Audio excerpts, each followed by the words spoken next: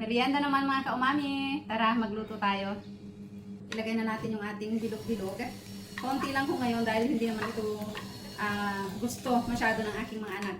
Yung mga laman lang yung pinipili nila. Purple na kamote. Sabaging. Yung saging na saba na galing po sa ating kapitbahay. Ito na yung second batch ng mga nahinog. At papatikimin natin sila ngayon ng Pinoy ginataang halo-halo. Buko mga kaumami. Ito po yung buko na medyo matigas-tigas na. Papuntang niyog na pero hindi pa niyog. Lalagyan na natin ang pangalawang piga. Ang binili ko po ay 1.5 kilo na kinayod na niyog. Ito yung pangalawang piga.